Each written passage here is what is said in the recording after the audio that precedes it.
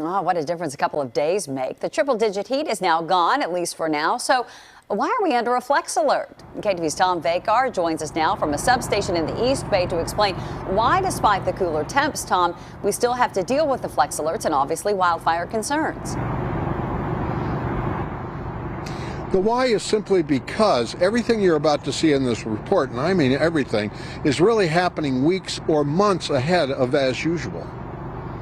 The operators of the California power grid say the fast-moving bootleg fire tripped off transmission lines on Friday and Saturday. That cut the flow of electricity being imported from the Pacific Northwest into California by enough power to supply 3.8 million homes. The actual shortage was higher because intense heat caused overtaxed transmission lines called conductors to swell up, sag, and endanger the towers. As those wires heat up, they can really just transfer less electricity. And so normally our conductors are rated for pretty high temperatures, but now we're seeing, historically high temperatures that we're just not expecting. On top of that, really thick smoke, common in major wildfires, can cause the lines to short out. So normally when there's a wildfire or a lot of, a wildfire approaching transmission lines, the transmission lines are often shut down preemptively to reduce the fact that they may collapse. So Governor Gavin Newsom issued an executive order to quickly secure power from other sources to the south and east to keep the grid from rolling blackouts or total collapse.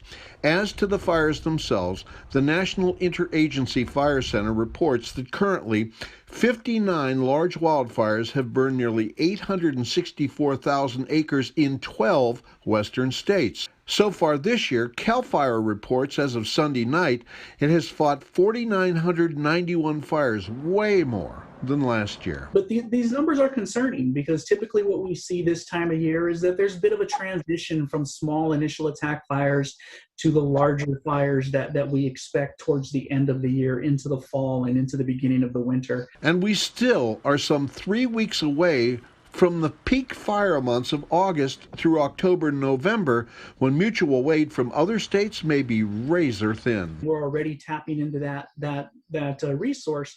There's going to be concerns for later in the summer and of course into the early fall when the Santa Ana winds start to blow and we historically have our large destructive fires.